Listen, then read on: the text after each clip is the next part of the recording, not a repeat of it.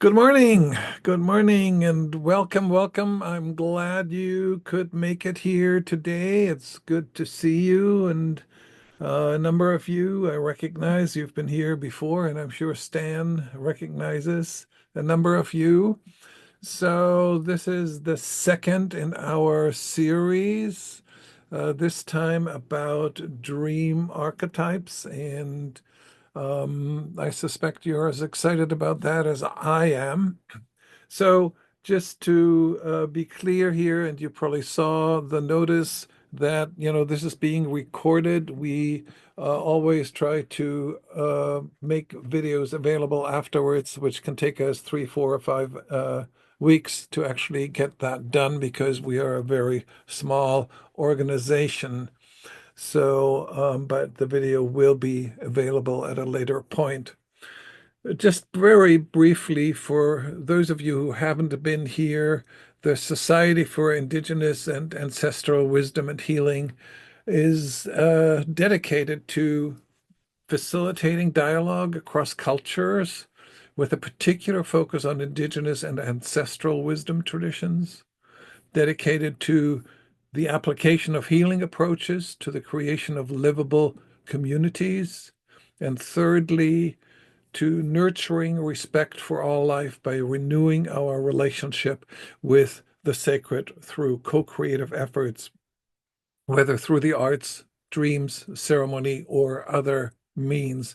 That's the mission of our non-profit. We have, this series of lectures. We at times have day-long meetings. In the fall, we may have a longer meeting. We are presently developing our program. We also have a number of projects. We have a transpersonal medicine project. We have the Bonpo Education Preservation Project in Nepal. And we have the Nunkai Ethnobiological Foundation to support Shuar culture in Ecuador. And Natem Anank, he has come a number of times to our conferences, and now his wife, now that he's deceased, his wife Catherine has taken over and is moving things forward. In addition, and this is very exciting for me, we publish a journal, Revision, and I just received the layout of that issue, so it's almost ready to go to press. I just need to proof it once more. And one thing that I want to say, we are a very small organization, so actually we do need your financial support.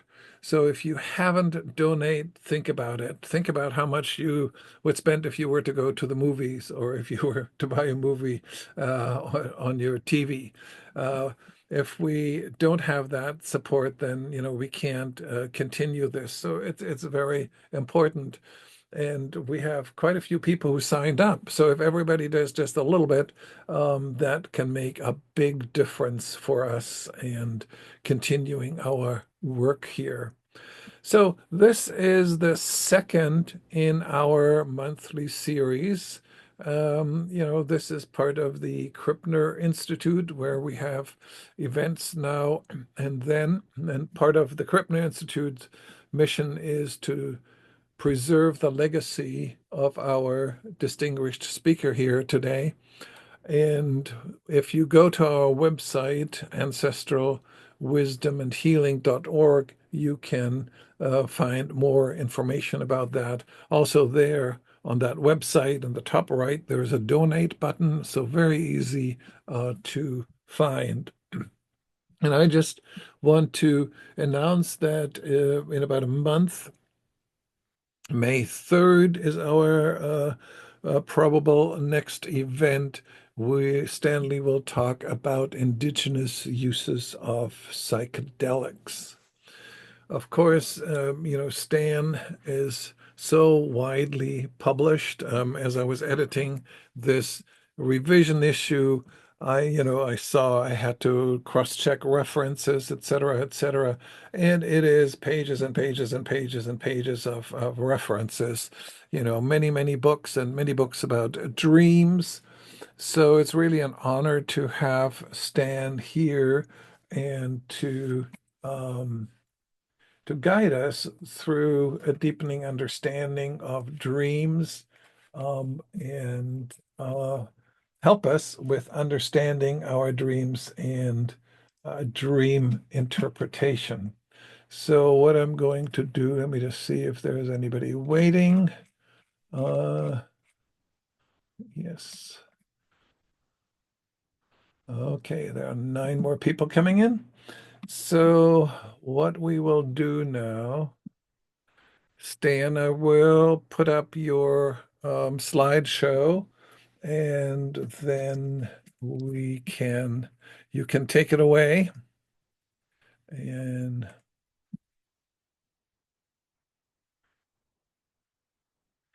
okay, you should all see the slideshow.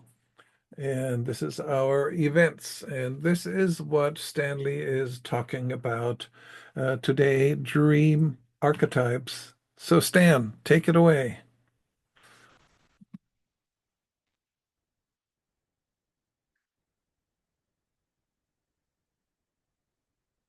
Can you hear me, Stan? We need to unmute the speaker. Yes, he's not unmuted. Where is he?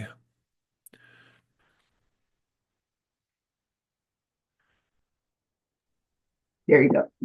Okay. All right, here we go, Stan. We can hear you now. Take it away. Okay.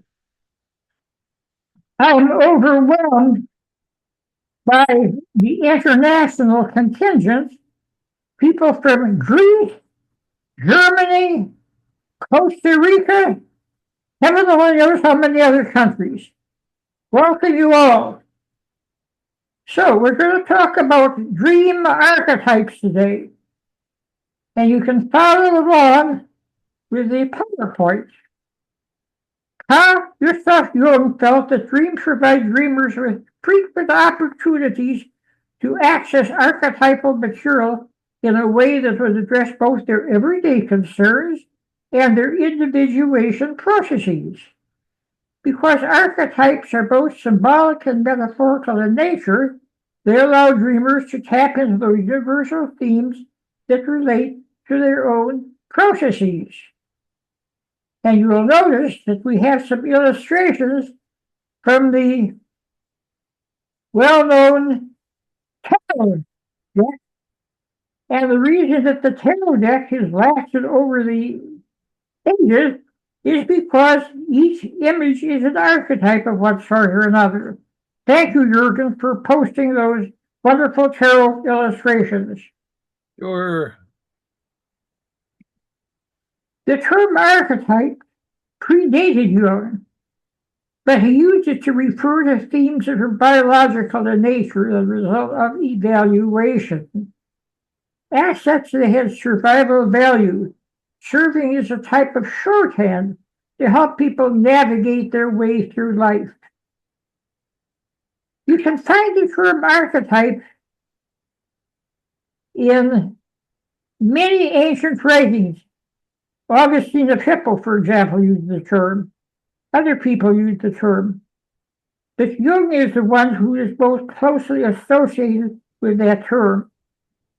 Archetypes present fundamental human experiences, which is why their appearance in myths and stories from one culture or another resonate with people in other cultures.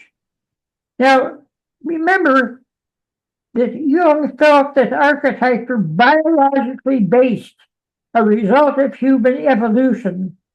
And now, with the emphasis on epigenetics in gene expression, we have even more clearly the mechanism in which archetypes evolved over the ages and how they really serve the function in human evolution. They had survival value because they are a sort of shorthand. And that's why you find the same archetypes in myths, in legends all over the world, all over history. Okay, next. Archetypes have even been used in advertising. blocks, the creator. The rulers, Rolex watches, Mercedes-Benz. The sage, Google. The explorer, National Geographic. The lover, Dove Candies, emphasis on sharing. The hero, Nike running shoes. The caregiver, Johnson & Johnson Band-Aids. The outlaw, Harley-Davidson motorcycles. These successful enterprises are successful in no minor way because they either deliberately or accidentally feed into these archetypal themes. So you run into archetypes every day without even knowing it. Next. Archetypes we see in films, theater, and literature that have cross-cultural appeal. The hero's journey. Indiana Jones film, The Wizard of Oz. The water, Saving Private Ryan, and the Gladiator films. The star-crossed lovers, Romeo and Juliet. The rebirth. The Christmas Carol, where Scrooge had a rebirth. The shadow, Dr. Jekyll and Mr. Hyde. The castaway, Rebel Without a Cause. The Joker, Little Orphan Annie. Little Orphan Annie. You can see that these movies and stories have lasted throughout time and have appeal all over the world because of the underlying archetype. Next. Archetypes can be expressed in symbols. Now, the way that I define symbols is that a symbol is an image that has a deeper meaning, such as the mandala, the outlaw, and the innocent. They can also be expressed in metaphors, a series of images that have a deeper meaning, such as the hero's journey, the magical flight, the alchemical transformation. Archetypes can be explored in several ways. For example, Stanley Jones has written about the archetypes of color, and I'll ask him to give you a brief description of that later on in this presentation. But let's just pause for a minute, because many people think that archetypes are one image, like the image in the tarot card, other images, and they neglect the fact that archetypes can also be a series of images. In the hero's journey, the prototypical hero's journey is for the man or woman, girl or boy, to start out and go into some new and strange territory, and to have some sort of challenge or encounter, which is a learning experience. But that is just part of the hero's journey. The prototypical hero's journey involves in bringing back what has been learned to the community. Take the Wizard of Oz, or the postmodern interpretation Wicked, and you can see how those archetypes work out in contemporary movies and films. And again, the hero's journey does not end when the goal has been reached. There is a return, and the return completes the prototypical hero's journey. Also, the magical flight. In the magical flight, again, the shaman or the wizard or the magician goes into another realm, a horizontal realm, a vertical realm, up, below, east, west, whatever. And again, once they attain that plateau, it's something that enables them to become wiser or more caring or more complete in one way or the other.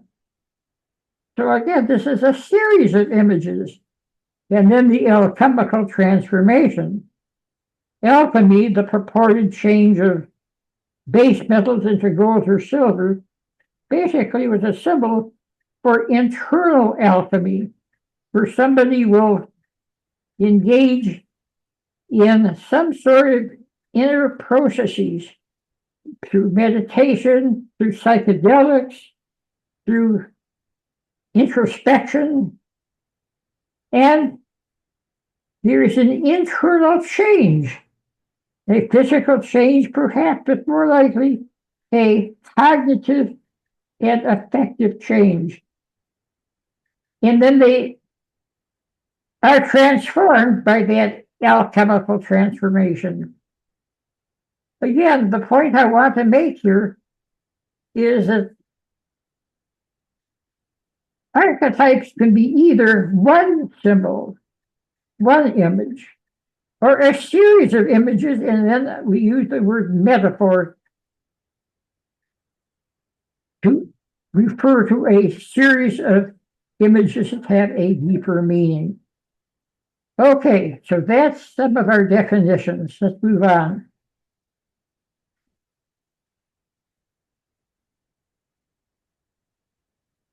You have cited the most important dream archetypes as the self, the persona, the shadow, and the animus or anima. Now, the animus or anima is really a very controversial concept. Years ago, Renee Neal, a Jungian analyst, proposed that each person has both an animus and anima, an insight present in today's field of non-cisgender people, including those who identify as transgender. And in contemporary Western society, there is the simplistic notion of male and female, binary, but you do not find this in many indigenous societies where there can be more than one gender. There can be 3 genders or even 4 genders. And as a result, they don't run into the problems that contemporary people are having in Western society if they identify as transgender. And as you know, transgender people are now under attack by important political figures. I feel very, very badly for transgender people.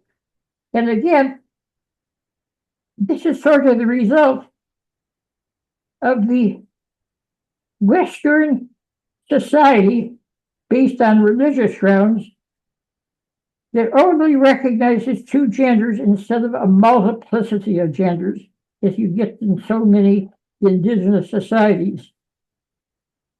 In many, many Native American tribes, there are 2-spirited people, people who have attributes of both male and female. And these 2-spirited people are given a special honor. The saying goes, well, the Great Spirit must have created them to be something special, and that must have taken the Great Spirit a great deal of effort. So let us honor those people and see what they can contribute to our society. Again, one of the many, many lessons we can learn from indigenous cultures. Now, of course, not all indigenous cultures did this.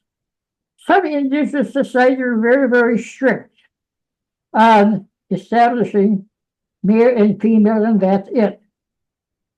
And in that wonderful book by Williams, The Spirit and the Flesh, he did a cross-cultural survey, and tribes, indigenous tribes, that had multiple genders were more peaceful. The tribes that had a rigid 2-gender binary structure were more warlike. So notions about gender really translates into behavior cross-culturally. So let's go back and look at the Jungian archetypes. The self, as you can see in the diagram, pulls together everything that a person has learned is accumulated. This is, he used the term individuation, where everything is integrated. It's an ongoing process. Some people are more individuated than others. It's a process. Now, the persona, according to Jung, is the face that people present to the outside world. Persona, of course, is the Greek word for mask. And some people take their mask very seriously and think that is their identity. Other people know that they're playing a game, but they want people to accept that persona for what they really are. So it's sort of a game that they play, sort of a theatrical production that they're putting on. And the shadow, of course, is those parts of the psyche that somebody has repressed or pushed down and not acknowledged, either because the culture has censored them or because they have censored them. But the shadow can catch up with them if it's not acknowledged or in some way dealt with and integrated. And of course, this is what happened in the classic story, Dr. Jekyll and Mr. Hyde, by Robert Louis Stevenson, a novella that actually came to him in a dream. And the Mr. Hyde character was never integrated and so took over and led to the distraction of the Dr. Jekyll aspect. It's a really remarkable novella or short story in many, many ways. And so those are the important dream archetypes.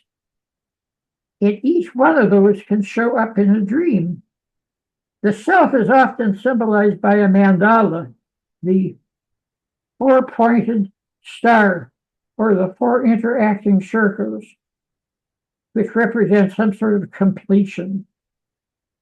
And of course, the persona can be represented by a mask or a theatrical production. And of course, the shadow might come up in a dream as something very scary, very reprehensible, but it can also be a teacher. People can explore the shadow and see what there is of value that can be processed in some way or another. Michael McLuhan, the famous media expert, once gave a lecture in which he said, there are so many ways of being a man, so many ways of being a woman, that there's no need for somebody to come out as transgender. Well, he made a point, one not taken seriously.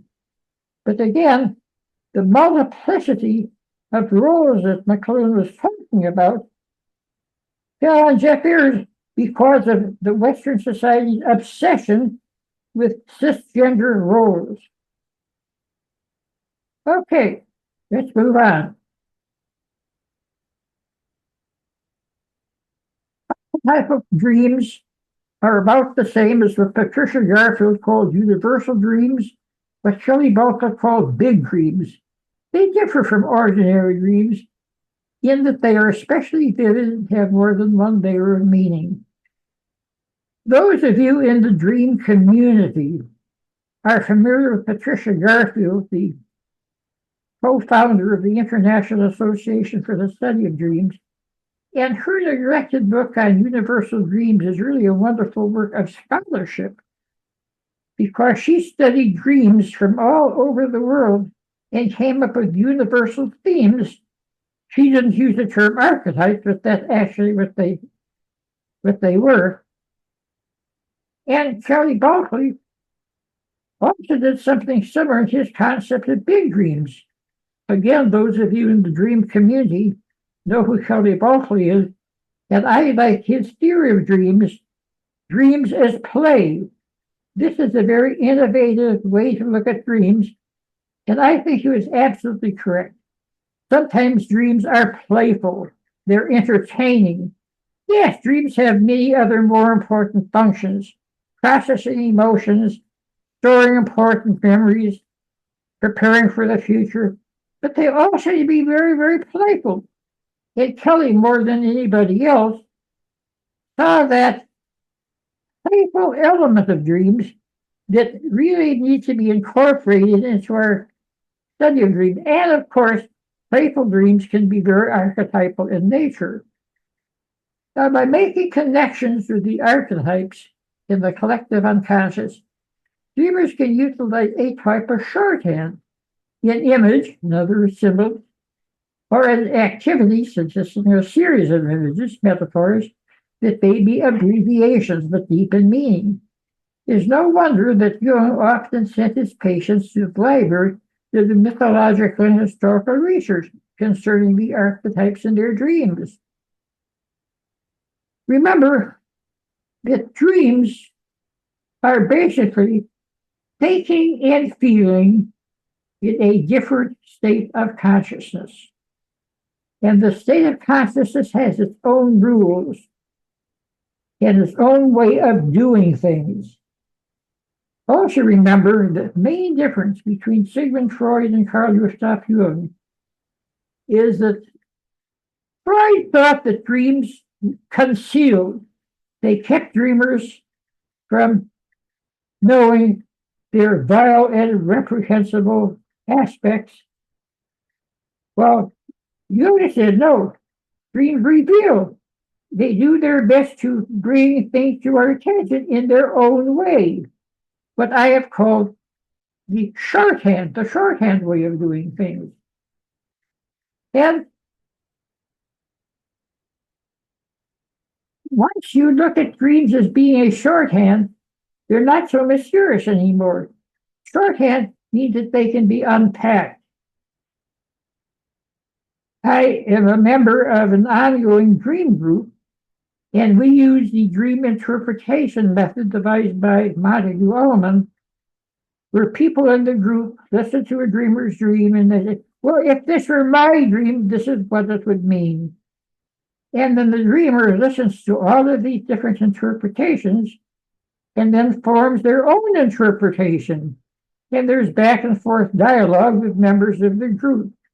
In this way, one doesn't have to be a psychiatrist or psychologist or a professional dream worker to be of value. Anybody can play this dream game. Very, very useful. If you're not a member of a dream group, here's another thing you can do. You can use artificial intelligence and plug in the archetype or the dream image and get multiple interpretations and go through the multiple interpretations and figure out which one might be more useful for you. Okay, moving ahead. Here's an example. Jeffrey had frequent anxiety attacks and could not concentrate on his daily tasks. And one night he had this dream. I'm lost in the dark forest. I have no idea how to find a road, and I keep wandering aimlessly. Then I see a small house, and a kind lady invites me in for a cup of tea. I enjoy the tea, and then she takes me along a road and gives me directions as to how to get home. So upon awaking from the dream, this was so emotional that Jeffrey made an appointment to see a psychotherapist. In other words, he realized that he was lost, and his loss was the cause of these anxiety attacks. He could not find his way out of those attacks, kept wandering around, and then he saw some relief, and he interpreted the kind lady as being professional help. And so this motivated him to make an appointment to see a psychotherapist. So in this case, dreams really had a personal impact and motivated a behavior. Next. Marie had a series of dreams on the same theme. She recalled, I was in a large airport trying to find the right terminal for my flight. But once I found it, my flight had already left. I felt terribly upset. Well, Marie reflected on how her indecision in waking life had resulted in missing some promising opportunities. She decided to be more decisive in the future. By the way, these are actual dreams taken from the records of our dream group. And you can see, again, how these dream images serve as sort of a shorthand. I was at a large airport. The airport, of course, is Marie's world, her daily life. Trying to find the right terminal for my flight. Trying to find that behavior or an action to be helpful. It's too late. Too late. And of course, she realized, with the help of the dream group, that this was a metaphor for her missed opportunities in life because she procrastinated. She was so indecisive. She lost out on a number of vocational opportunities, personal opportunities, what have you. Okay, next.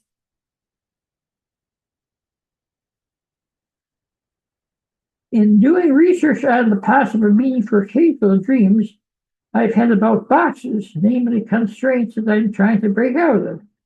Other meanings, including secrets and undiscovered talents. And so I use artificial intelligence to discover these interpretations. So this is a way that I personally have used the chat GPT to help me understand the series of dreams. Okay, next. Now, the most common dreams worldwide all contain archetypes. And these are what Patricia Garfield would call universal themes. Billy Bulk would call big dreams. They come over and over again in cultures worldwide, and this is based on solid research. Snakes worldwide. This is the most common theme of them all. Take a look at snakes in world literature. Snakes can represent danger, but they can also represent wisdom. Remember that Pallas Athena, the Greek goddess of wisdom, had the image of a snake in her headdress. But also, snakes can be lethal. Also, snakes can be camouflage. Snakes can be very agile. Snakes can be survival. Snakes, with the exception of some countries like Ireland, according to the St. Patrick's legend where he cleaned the snakes out of the country. Snakes occur all over the world. And they appear in mythologies all over the world. It's no wonder they appear in dreams all over the world. Also, falling is the next most common theme. Falling but not landing. Falling and falling until one wakes up. So, falling is so common. One can fall out of grace. One can fall in love. One can fall into a fortune. One can fall into a misfortune. Falling, of course, has different words in different languages. But the falling theme is extremely common. I've had falling dreams myself, and I always wake up before I hit the bottom. And there's losing teeth.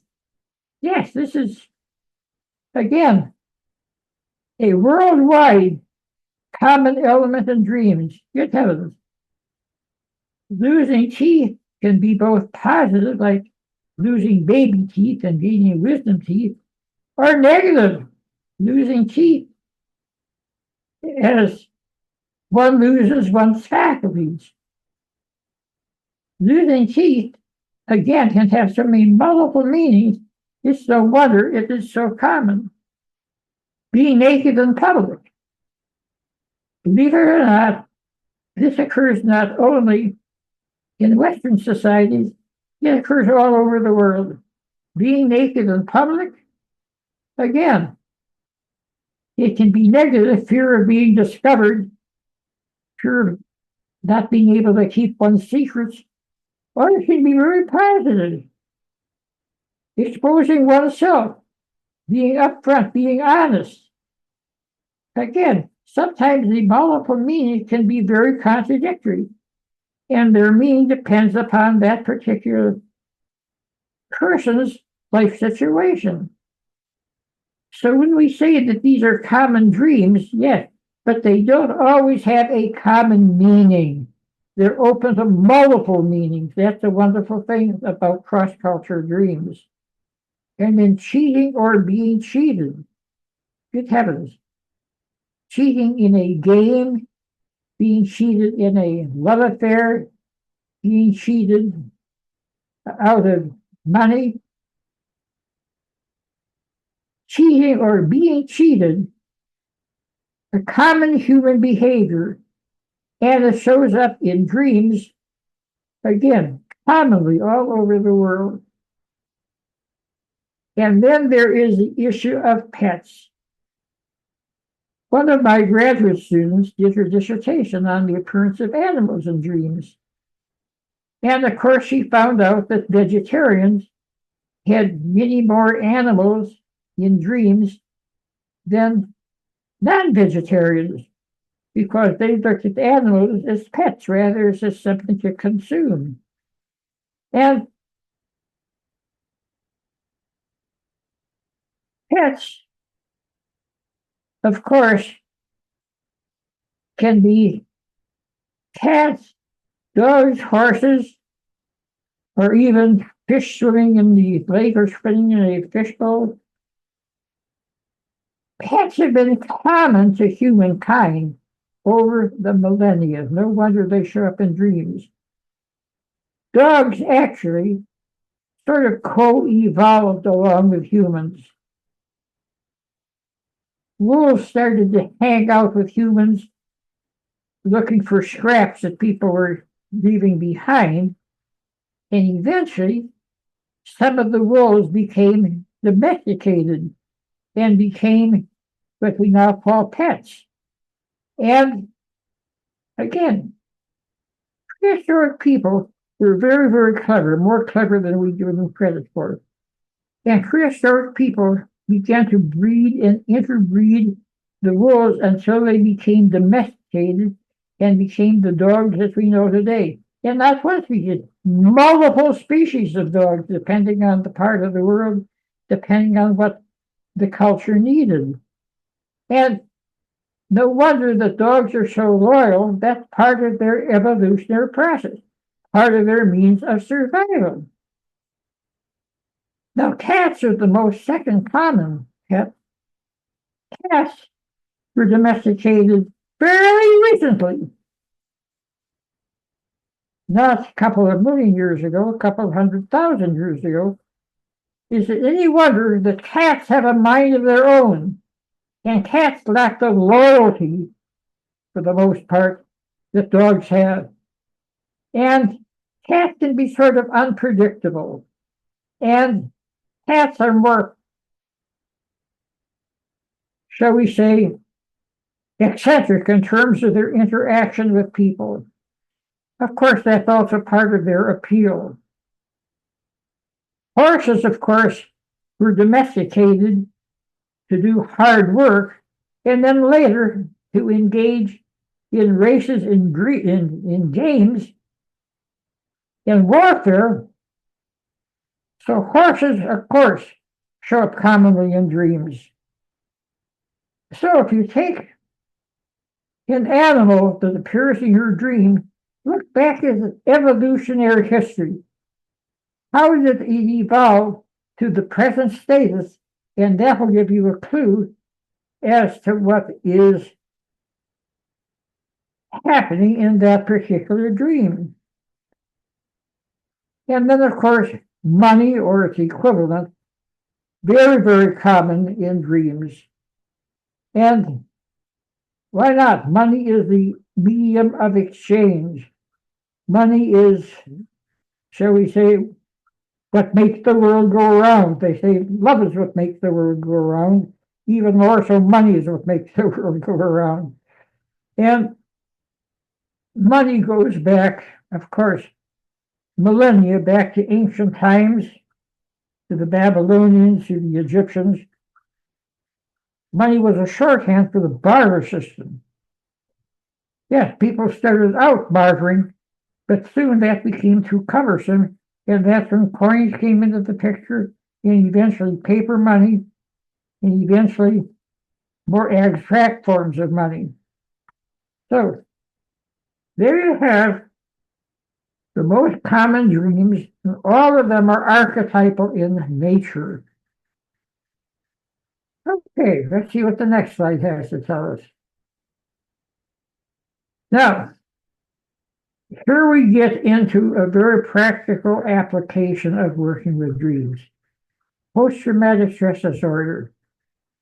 The typical PTSD nightmare is a replay of the waking life trauma, such as barely escaping death in a serious accident or accidentally killing a child in war combat.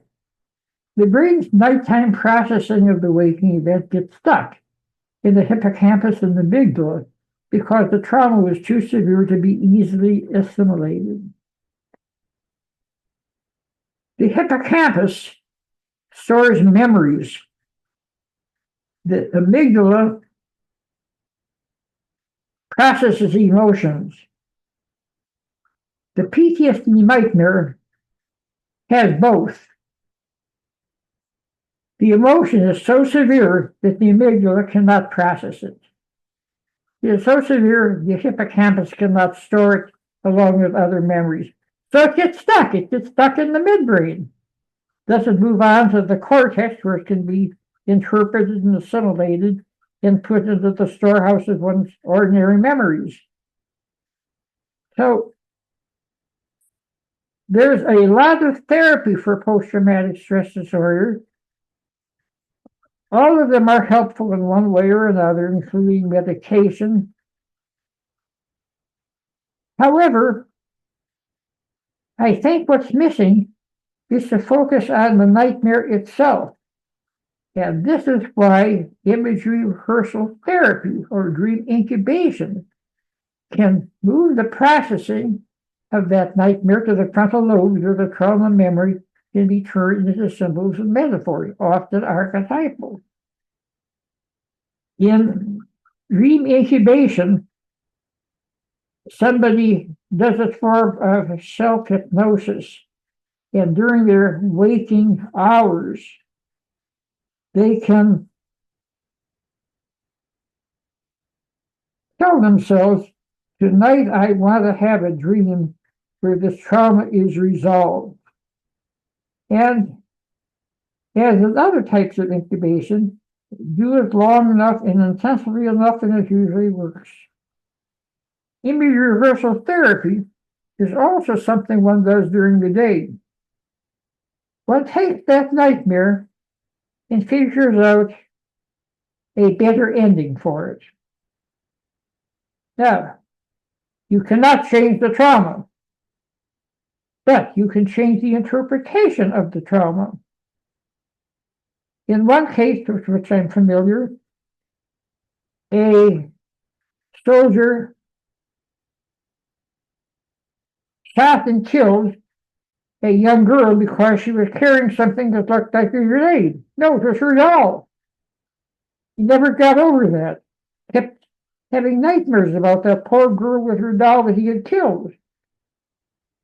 So the way that he handled that was to apologize to the girl in the new dream ending and tell the dream, in war, terrible things happen.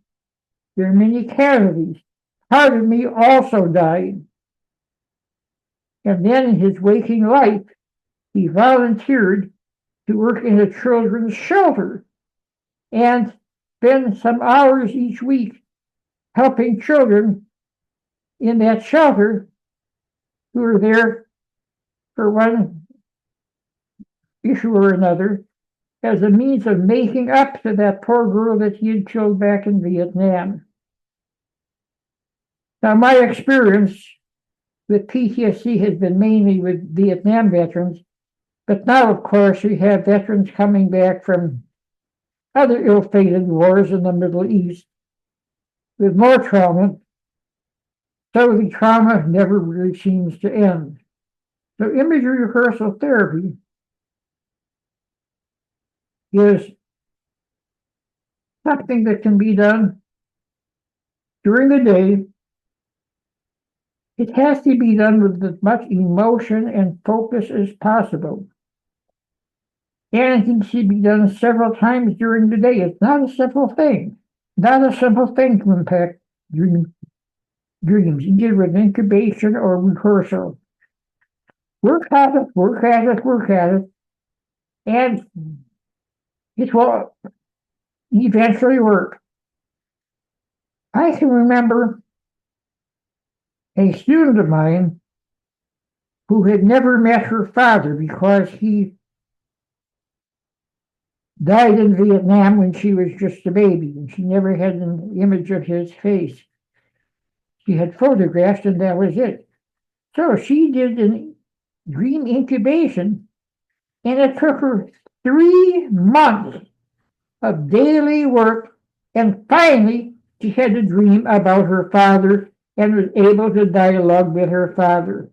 Of course, this was her imagination, but it gave her a sense of completion. It was based on what she knew about her father and about the photographs of her father, but having that dialogue in the dream gave her a sense of closure that she had not previously had. So you can see how archetypes are so central to dream incubation, imagery rehearsal therapy,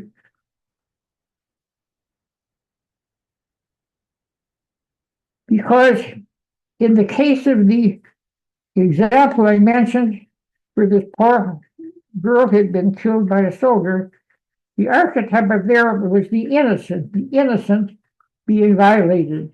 And the innocence is a powerful dream archetype. And in terms of the student who finally dreamed about her father, the father became sort of an archetype for the wise parent. And plugging into that archetype helped her to have this dream that gave her some sense of closure. So recognizing archetypes in these processes can really facilitate recovery from PTSD and other issues. Okay, move ahead.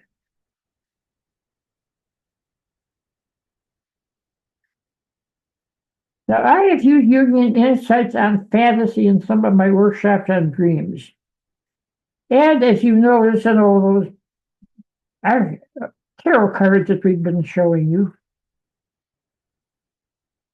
we have archetypal figures such as the Empress, the Magician, the Chariot, Lovers, and the Fool, the Wise Fool, of course.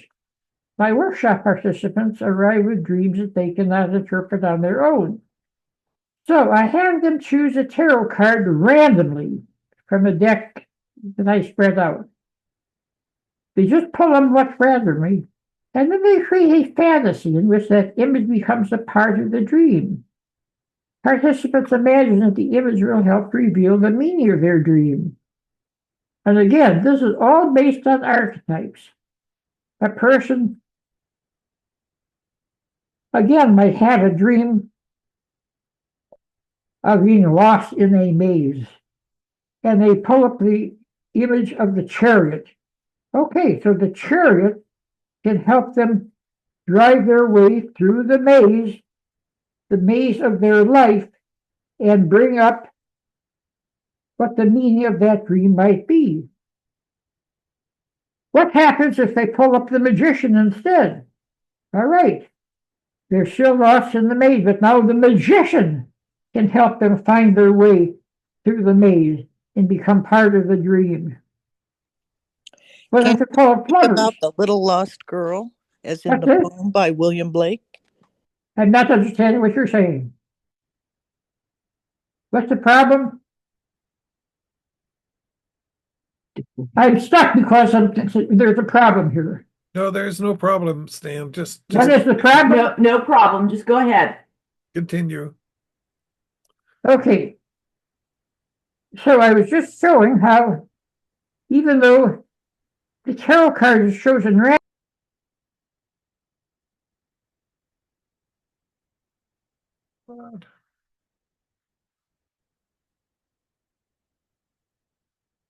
Stanley is on mute. I often use in my workshops. Stan, I think you got muted for a minute. Is that right, you guys? Did you need back? Okay, we have to Yes. stop. There's a problem. Okay, what's the problem? Here, let's put your headphones back on. I saw that Stan's mic was muted. Yeah. Could you guys hear him? Yes, now we can hear him. It was Okay. just So he needs to back up a little bit. Yeah, just a few sentences, Stan. Okay. They just need you to back up a few sentences. You got muted for a second. Okay, back up I'm a little happy to bit. back up. No problem. All right, so what I was doing, I'll go very slowly. In my workshops, I have people take a dream that they're trying to decipher and understand. And there's this whole deck of tarot cards spread out before them, and they pull a card randomly. Now, each card, of course, has an archetypal figure. And so they bring that archetypal figure into the dream and see how that helped them make sense of the dream. And again, I'll go slowly. The example that I was using is somebody who had a dream of being stuck in a maze, a labyrinth, and not being able to find a way out. Let us say that they randomly pick up the Chariot. Well, the Chariot is an archetypal figure, and the Chariot can help them find their way out of that maze. And once they find their way out of their maze, what does that Chariot symbolize for them? What in their daily life can that Chariot represent that helps them out of the maze that they're stuck in? Maybe the Chariot represents some new level of understanding, or giving up some bad habit that's not helping them, or giving up some dysfunctional behavior and coming up with something new, a new behavior. And so the Chariot, being an archetype, can help them understand the dream. So that's one way. Well, let's suppose they pick a completely different tarot card, the Magician. Well, here's the Magician, and the Magician can help them find their way through the maze, maybe by levitating them and moving them to the other side. All right, in their daily life, maybe they can just transcend the issue, give it up. Give up the person that's holding them back. Give up the habit that's holding them back. And just move ahead with a new beginning. So this is the essence of the exercise I do. And any of the people in our group that want to do this, if they have a tarot card deck handy, can take a dream that they're trying to work through and pull a card from it and integrate that into the dream with the goal of having that archetype helping them understand the dream better. Now, of course, each of the tarot cards has its own interpretation. If people want to go to the tarot card book that I have and find out the traditional interpretation, fine. Not necessary, but they can certainly do that. But with an archetype, there can be multiple interpretations. That's why when I use the tarot card, I say, you don't have to depend upon the literal interpretation. You can come up with your own interpretation because that's what archetypes are for. Move ahead.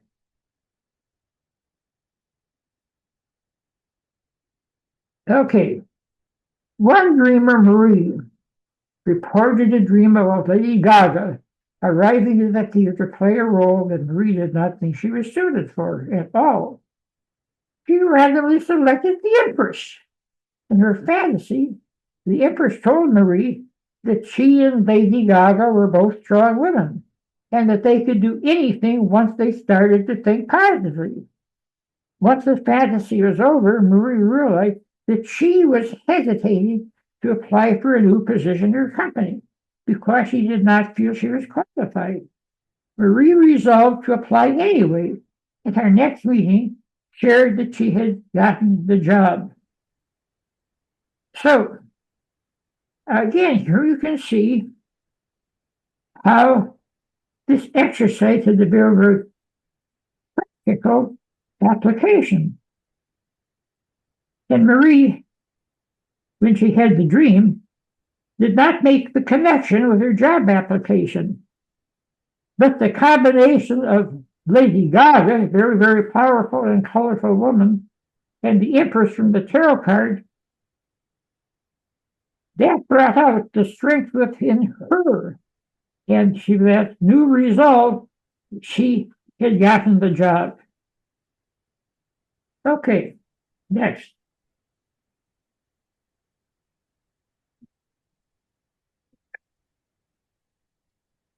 Jimmy reported a dream in which a coach scolded him because he could not jump hurdles. Jimmy argued with the coach that he was better at basketball than other team sports. Jimmy drew the Emperor tarot card, and in his fantasy, the Emperor argued with the coach, telling him Jim was too good for his team. He told Jimmy to resign and look for another sport. Jimmy realized that he was in a relationship in which his girlfriend was making him jump hurdles, performing aspects of the relationship that never met his demands.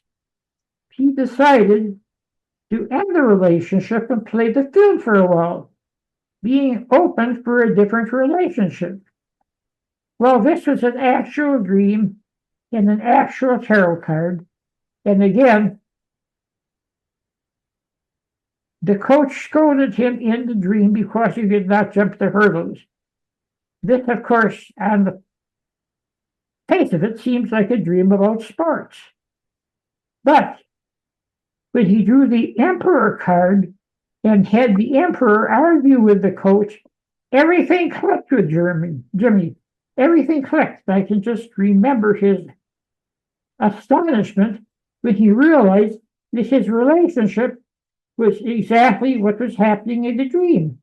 His girlfriend was making him jump hurdles, and he could never meet her demands, and that relationship had to end, and he had to go on and look for other possible and more benevolent relationships. So, these examples come out of the workshop, which I used to do actually all over the country and sometimes in other countries, bringing the tarot deck with me. And because the tarot deck speaks a universal language, they work just as well in England, in Mexico, in Brazil, as any place else. Okay, move ahead. What's the next one? Now, this is another exercise. I asked participants to recall a dream that had a strong emotional component and give that feeling a name such as grief, fear, or frustration. I then ask them to find that feeling in their body and take it back into time, connecting it to an experience in their waking life. I ask them to determine the lesson or the personal myth that came out of that experience. In the next step, they create a counter myth and engage in a dialectic, preferably by standing, giving each lesson a voice. The dialectic might end with one personal myth triumphing over the other, or the interaction might be inconclusive. In any event, they then apply the outcome with their waking life. Again, in my workshops, I use somebody as a model, and then they pair off, and each person does this to their partner. It, of course, is archetypal in nature because when they feel the emotional part of their dream and give it a name like grief, fear, or frustration, they're actually plugging into an archetype. Now you notice that in this exercise, it does not really dream very much with the content of the dream, just the emotion, because I think the emotion is the most salient part of the dream, and one should never ignore the emotional element of the dream. And this exercise is something that I actually have done myself.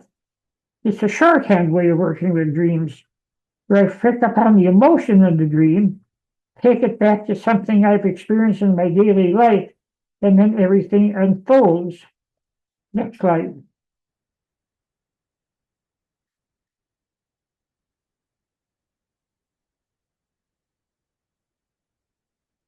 A dream in which someone was chasing him, and he felt hopeless, thinking he could never outrun his opponent.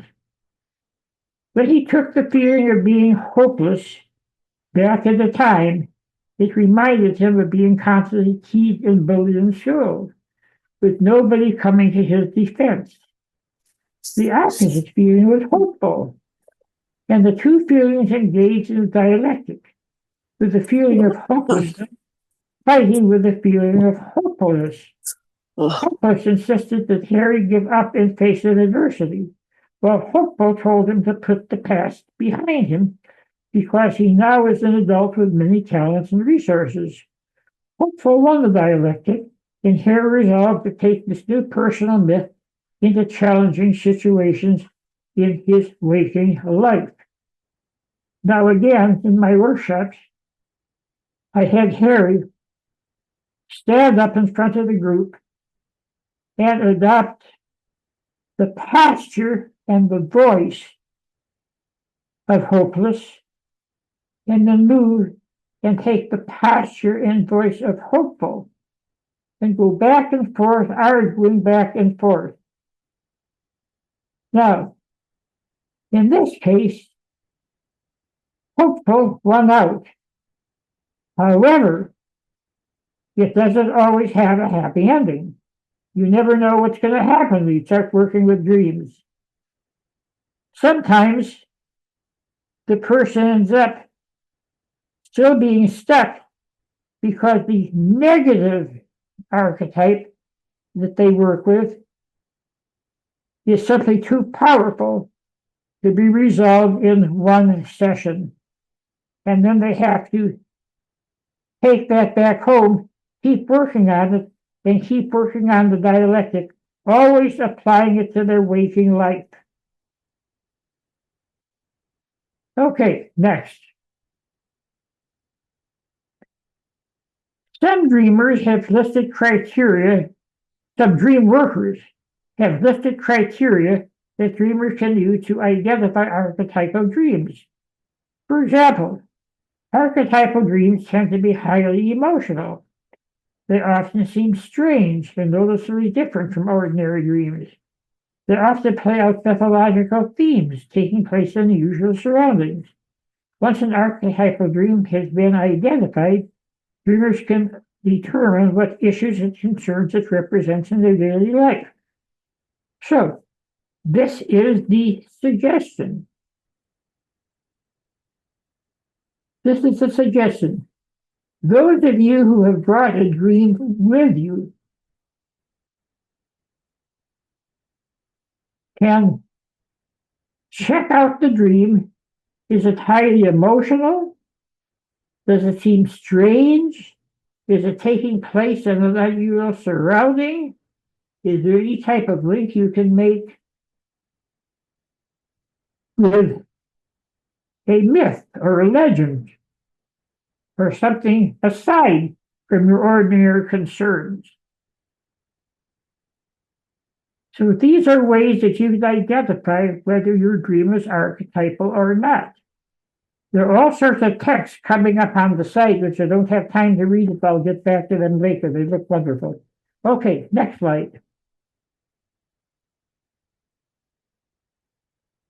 In 1975, Krippner developed a scale to measure archetypal elements in dreams based on the appearance of universal rather than personal themes. So this is in the literature. So you see, archetypal dreams have been taken seriously. I dreamed of a knight traveling through a dark forest confronting a dragon. This would be more archetypal than I dreamed of brushing my teeth and then going to the grocery store. Okay, now take a look at that. Dreamed of a knight going through a dark forest confronting a dragon. Hero's journey right away. Knight, mythical figure, dark forest, mythical figure, dragon, mythical. So, just taking a look and contrasting them, you can see that, at least in the case of this example, the first dream was more archetypal than the second. Okay, next slide. In 1996, Tan and Dondry adopted the score scale to differentiate archetypal dreams from ordinary dreams. The archetypal score was based on a dream's emotionality, irrationality, universality, and length, each of which was higher than was the case with ordinary dreams. They found that people with persistent health problems tended to have higher archetypal scores, suggesting that those dreams are representations of the dreamer's health status. So those of you who are members of the International Association for the Study of Dreams can read the study in the current issue of Dreaming. Dreaming is actually an APA, American Psychological Association approved journal. And it's a wealth of solid information about dreams. Experimental, non-experimental, theoretical, practical, what have you. And the current issue has this wonderful article in which the Kruger scale was actually applied to a specific series of dreams of people that had various types of health issues. So again, when we talk about archetypal dreams, we're not talking about something high in the sky, something airy-fairy, something abstract. No, archetypal dreams have real life applications. Okay, next slide. Jung used what he called active imagination to use archetypes, symbols, and images to access one's unconscious in the service of individuation. Now, what did Jung mean by individuation? It's the end point of one's development. Jungian therapists attempted to accelerate the process by working with their client's dream. Individuation, of course, is never complete. It's an ongoing process through one's life.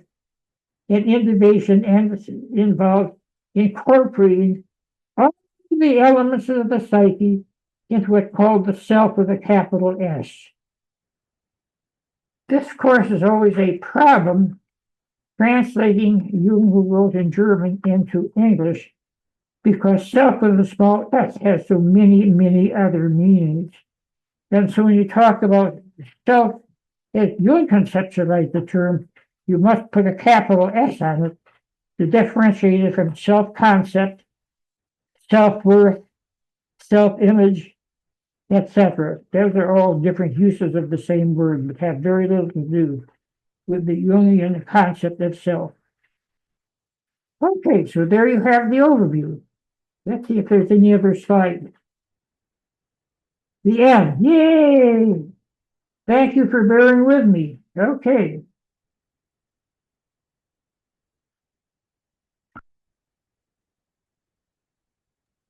So now, Yes, Stan, please.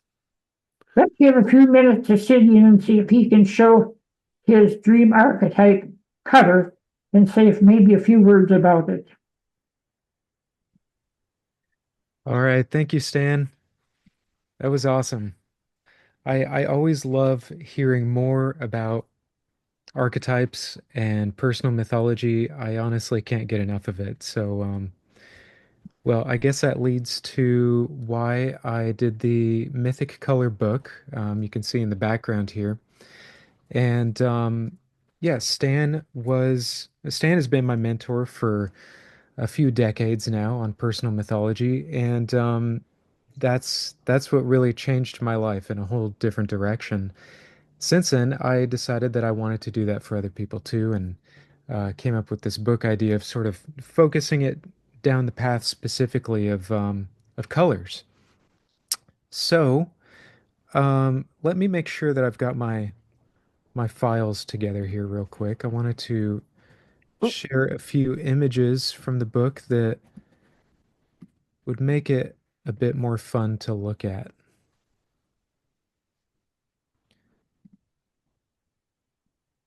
Let's see, share.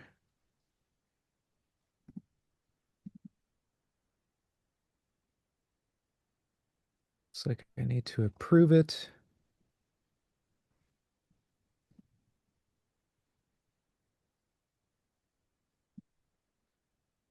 No, we don't want a whiteboard.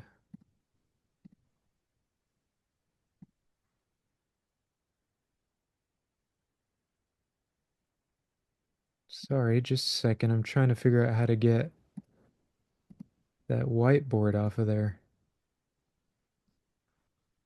Okay, I see that some questions are coming in, and so let me answer them, and Sidian can chime in as he prefers. At least you've had a chance to see his wonderful book. And remember that you can use the word archetype in other ways. You don't have to confine it to the Jungian use of archetype. Now, here's a very important question.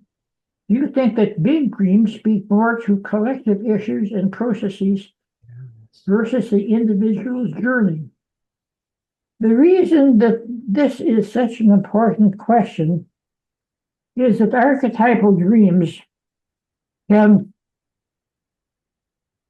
encompass more than one person's journey. And Get out. Matthew Ullman, who I mentioned earlier, wrote a very important article, The Social Roots of the Dream, pointing out how dreams often represent what's going on in the culture. And this again means that one person's dream can represent what a number of people are struggling with. This is such an important article because, even though written several decades ago, at that time, a person might have a dream about war. And the Freudian approach would be, well, this means a person is having a war within themselves. And Alman was saying, yes, that might be so, but it also might be that they're reacting to the war that's going on in the world right now, and they're concerned with that war. So not all dreams are only about oneself. Dreams can also be reflective of more general concerns, and that's why this question is such a good one and such an important one. And of course, this brings in the archetypal theme to dreams. Of course, archetypes go beyond a particular dreamer. They represent universal concerns.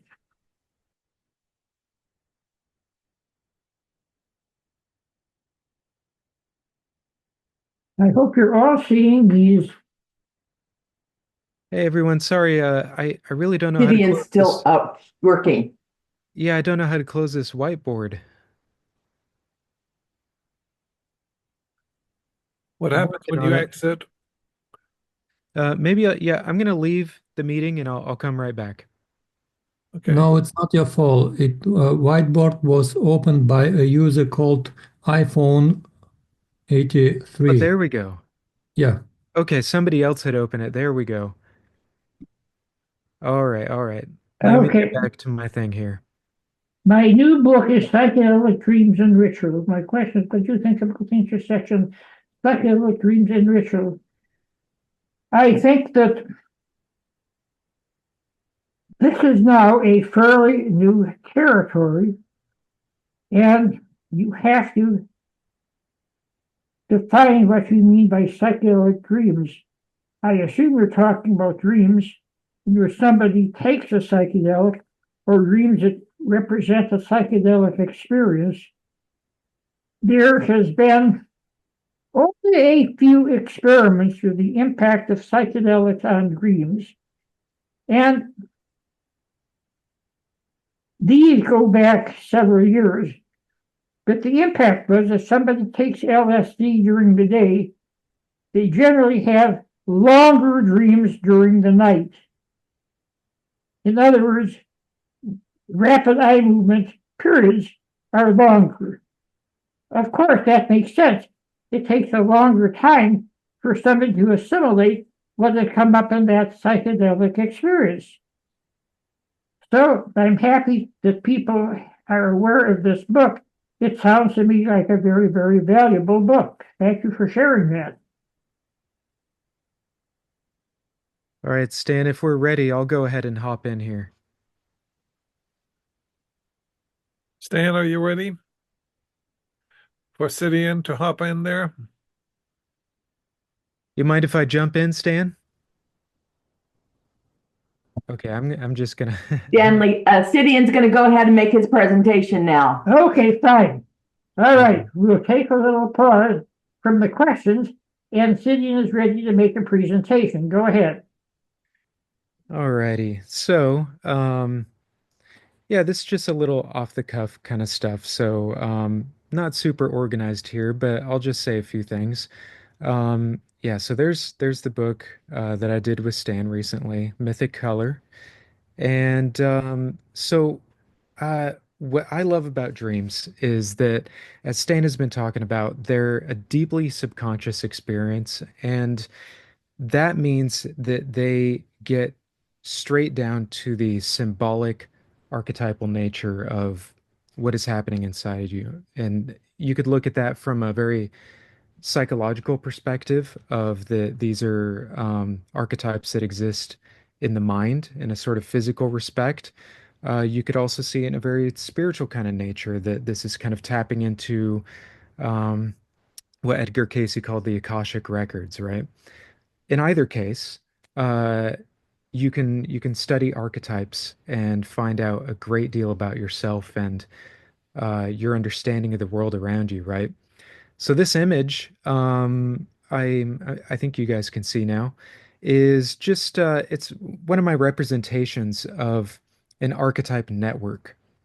Um, these have become really important to me in the way that I look at personal mythology because I realized that, in looking at archetypes for so long, I was looking at them on a pretty individual basis. And so something like the tree or the color green or something like that. Yeah, I understood, years ago that, these were kind of connected to other things, but the more I looked into archetypes, the more I realized how important the actual network itself was to each other, to the point where you start realizing that everything you think and feel and do in life is connected in This is some no way good. into the personal mythology network that you've made, right? So we have experiences in life, whatever those kind of experiences are, whether they're traumas or joys or successes and failures and all that kind of thing. From those experiences, we derive meanings, right? We give a story to those experiences. The same experience could make different stories for different people, and it does. It does that all the time. But you decide on the experience that you have. You take away these personal myths and whatnot, and as you begin to have continual patterned experiences with particular things, for instance, the color yellow, you build this archetypal network and this archetypal understanding of the color yellow, right? So here's an example of that, of connecting yellow with the sun and the beach and warmth and things like that. And you realize over time that there is a great deal of globalness to most archetypes, that most people will associate yellow with the sun. That makes sense, right? Um, and so yeah, here's a picture representing dreams from the book. Let me get to my notes here.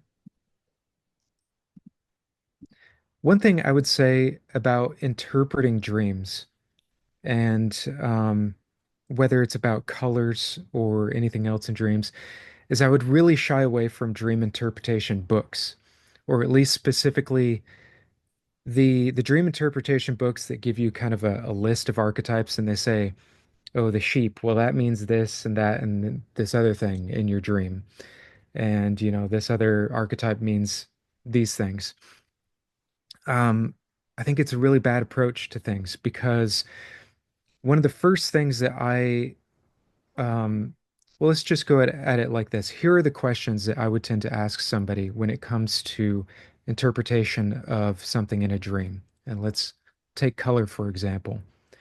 One, did the color play a major role?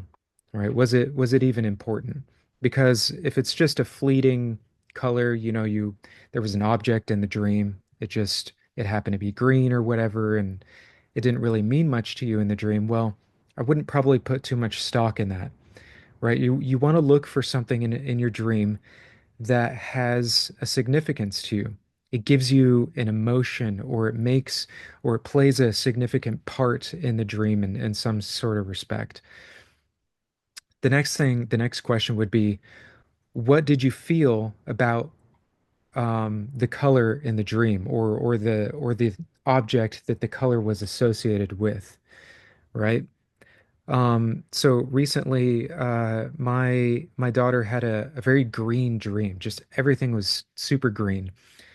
If I remember right, she was saying the sky was green. She was swimming in these green waters, and there was these animals around and stuff like this. And my first thought was to ask her, like, okay, well, what did you feel about that? Some people would take the immediate approach of, oh, green. Well, okay, that means this, that, and this other thing, right? Growth and nature and healing and these kind of things we associate with green. But the most important part is how you feel about it. Because, for instance, green can also be associated with poison or mold, or, decay and or illness and things like this. So if that's what you're feeling about that color in the dream, well, that's the thing that you want to really analyze, right? Or at least that can be a jumping point for analyzing the dream. The next thing I would ask is what the context is. So now we know how you feel about it, how you felt about green being in your dream. Well, what was the context? Swimming in these waters, there's this serenity of nature and animals and things like that. Um, the next thing I would ask is, what do you associate that color with in waking life? Right. So getting down to the nitty-gritty of kind of what have your experiences been with that particular color? And you can start to associate, like, oh, okay, well, I've had these experiences in life, and it seems to be filtering into my dream in this kind of respect. Sometimes those things can be very related, sometimes they're not, but it's worth going over the details to see if something clicks, right? You're looking for that moment that it just kind of makes sense. And one of the last questions I would ask is there a pattern? Um, is there a pattern of you having these particular dreams, the context of these dreams, those colors, and is there a context in waking life, right, that you've been encountering with those kind of dreams or that color? Um, There's a nice graphic for green. Another great thing to look at when it comes to color and dreams is actual real world color theory, where you're looking at things like, are these warm colors? Are they cool colors? Um, and the hue and value and saturation. The hue being what we usually refer to as the color, green, yellow, red, that sort of thing. Value, basically being how light and dark the color is. Um, a very dark color could have a whole different meaning than a very pastel kind of color, right? Or a very vibrant one. And the saturation would be kind of how strong of intensity the color is. Can also have very different meanings in a sort of personal mythology context.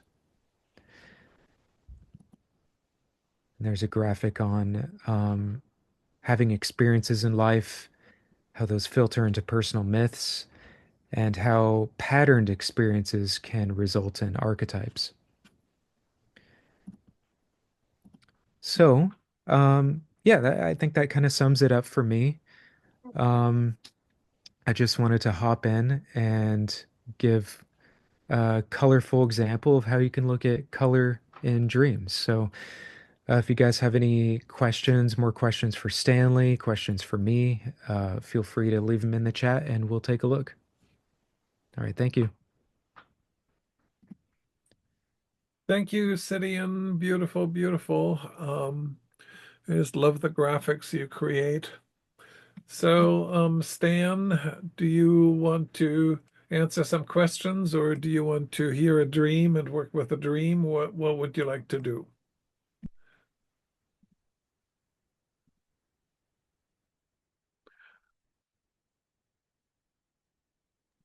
He's muted.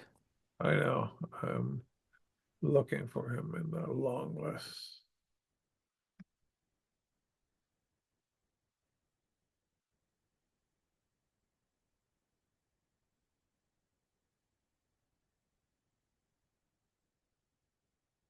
Stan, you need to unmute. Stan, you need to unmute. You're muted.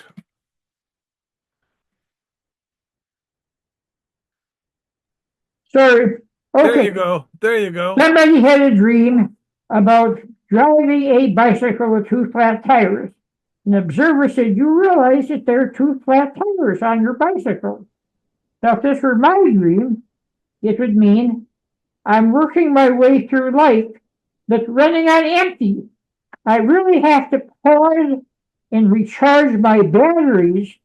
No wonder I've been doing as well as I have, but I can do better if I slow down and pump some air into those tires and get on with my life. Okay, another person asked if I was familiar with the Blake poem, Little Lost Girl. No, I am not, but my hunch is that Blake was plugging into an archetype. For example, there's an orphan archetype that comes up time and time again in myths and legends. And the orphan archetype can be very wise or can be very bereft depending upon the context. Also, as I said before, the innocent archetype keeps coming up time and time again. There's a magical child archetype that keeps coming up. So there are various child archetypes, that you find over and over again in myths and legends and in story and dreams. And so take another look at that Blake poem and see what archetype he was plugging into. And the other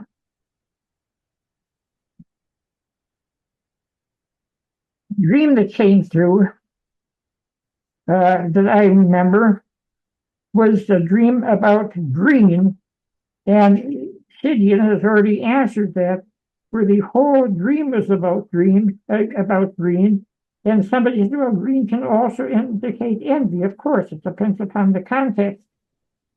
Sometimes dreams are suffused with a color, and that's where Sidian's book would come in very, very handy, giving multiple interpretations of those particular colors. Okay, I think I have answered. Oh, here's another question. There are two more questions, Stan. All right, Do you see them? I'm looking at it right now. Last night I asked my subconscious to dream about a current problem. I don't remember a dream, but I went into the kitchen this morning. There was a small frog on the handle of an empty frying pan on my side. Never happened before. Felt dreamlike.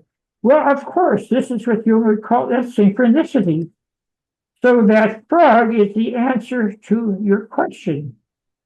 And figure out what that frog might symbolize being on the frying pan.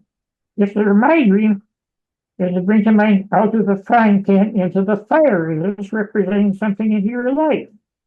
Or another example, you put a frog in a vat of water and slowly heat it up.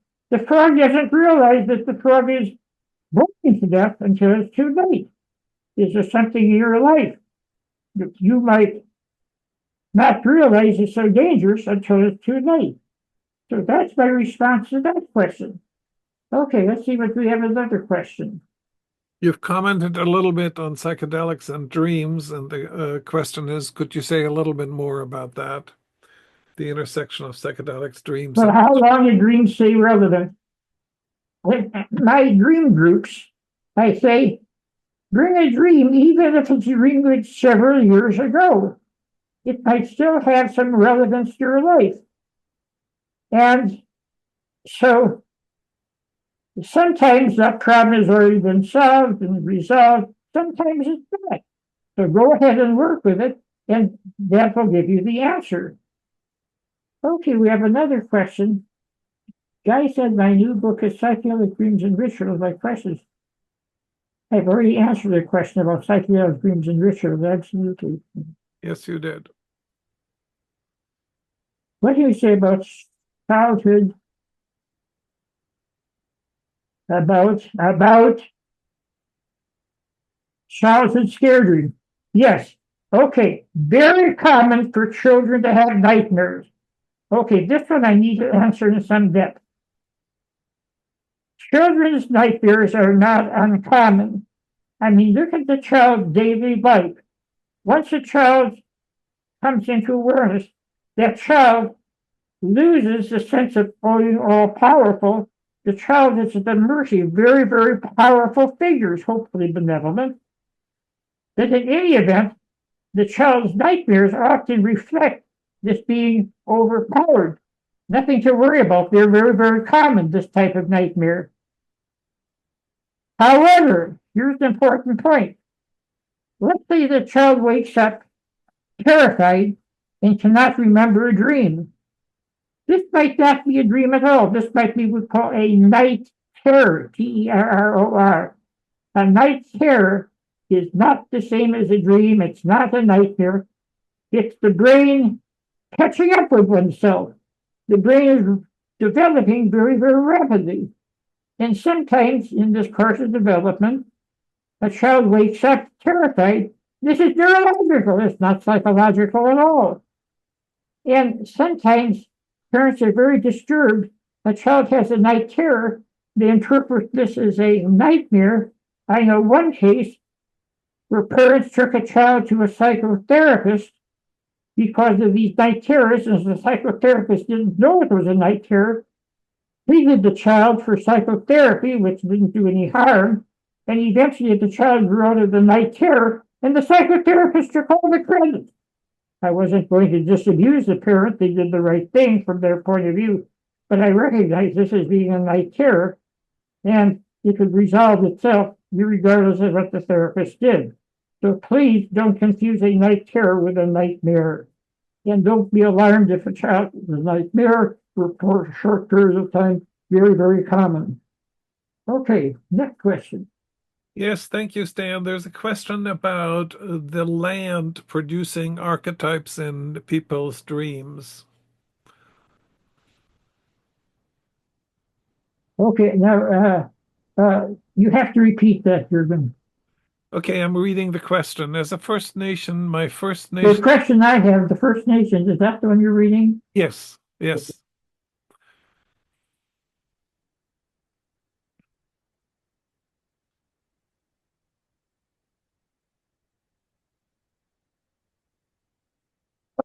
Absolutely, of course. The land produces the archetypes that people dream of. Remember the Robert Frost poem, "The land was ours before we were the land's." People are intimately connected with the land. Indigenous people are more aware of this than other people who are more urbanized. So, of course, land dreams can be very archetypal in nature and can be actually very, very positive, connecting people with a broader environment. When we talk about transpersonal psychology, we often talk about connecting with something high in the sky or down in the deep unconscious. I also think that transpersonal psychology needs to be talked about horizontal, being connected with nature, being connected with the land. That's all part of the transpersonal picture. And connecting with nature, with animals, with birds, with the land, with water, with mountains, with hills, with deserts. Yes, that's all part of our being. Those dreams are very important. And there's a question about recurring dreams, Stan. Do you see that? Yes. Okay.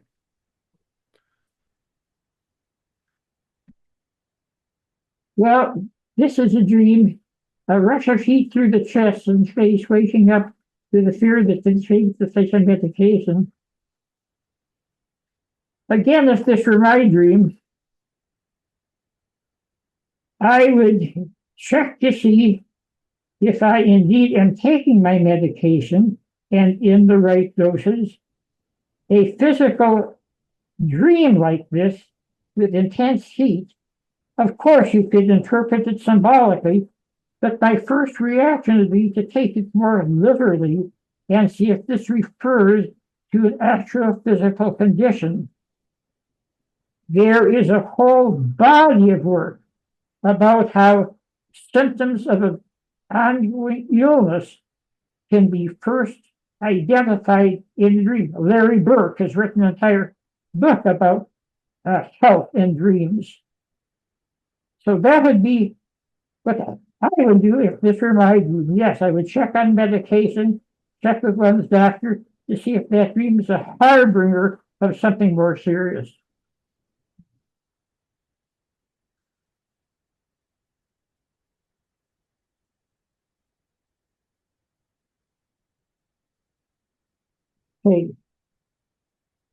Okay. We're caught up, Stan. I think we're caught up. All caught up. Caught up. Yep. There we go.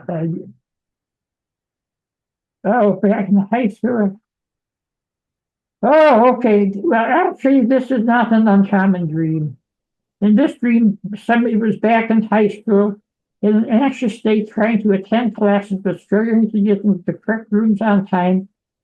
Again, if this were my dream, I would ask myself, what is it that I should have learned many, many years ago? A gap in my learning, and now I'm suffering the consequences. A gap in my learning, maybe that I failed to understand when people are being malevolent, and I'm overlooking their malevolence, or it might be just the opposite. People being kind to me, and I'm overlooking their kindness. Something very, very basic. This is a gap in my learning, and I need to close that gap to get on with my life.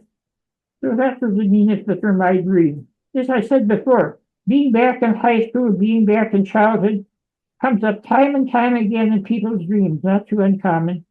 And it's well worth focusing on, especially in terms of seeing if there is a gap in one's psychological development that needs to be addressed.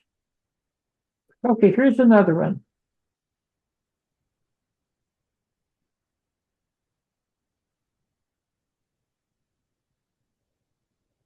Along the vein of night terrors, my son, who you mentored after he interviewed you at ISD in 2007, partially awoke at age 10 in a suspended in between the world states. His eyes are open, but he was not present. Trembling, he leaned toward me only partially. As I held him and comforted him.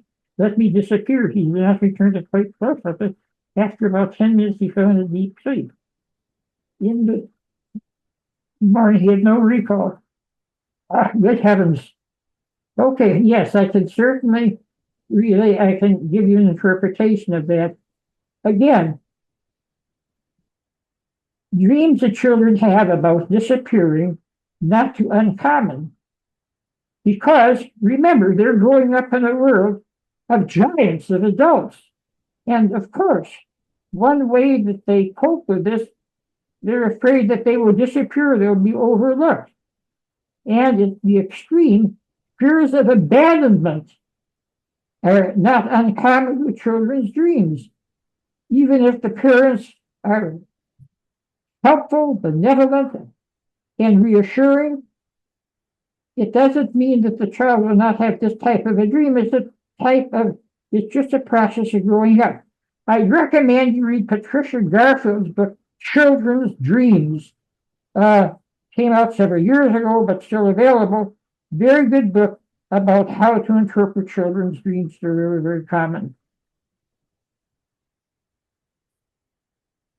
Okay, what is the difference between the astral plane and the archetypal realm?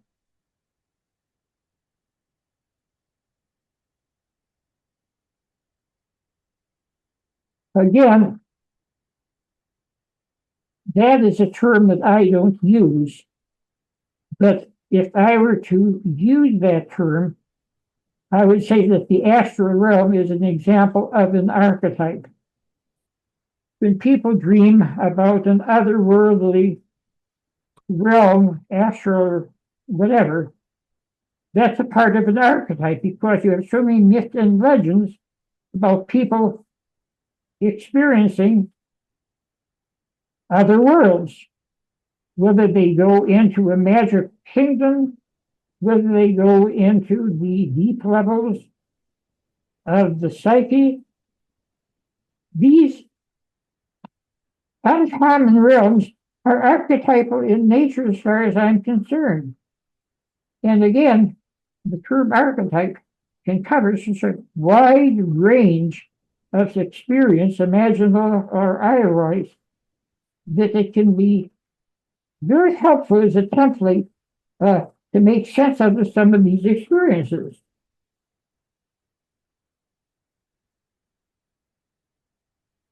Okay, in this dream, a reoccurring dream, I go to school and participate with the others there and become a complete loser. In some cases, I end up without even having clothes on, never finishing my courses, never progressing in school. The last thing is I started my own school with another person. Perhaps my loser school is a result of some other process.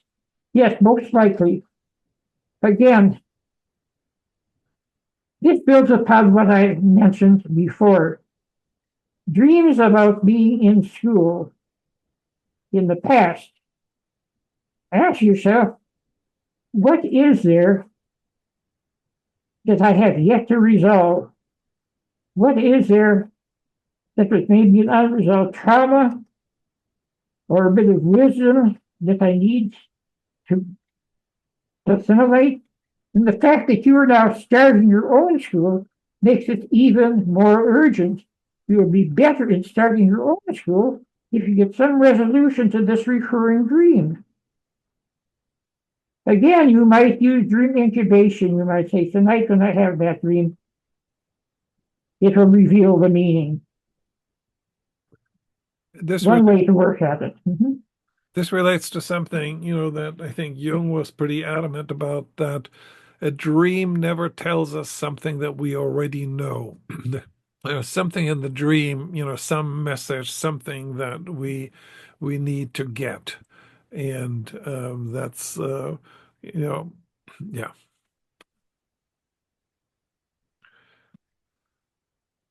Stan, do you want to we have about just a few more minutes. Do you want to make a few closing comments here to wrap things up? I want to thank Gideon for his contribution. That really helped a lot. And I think we have time for just one more answer if there's another unanswered question from anybody. I have something, Stanley. Darlene, go for it. Yeah, I'm wondering if you're noticing more dreams that are speaking to the wide geopolitical, the multiple crises that we're all facing.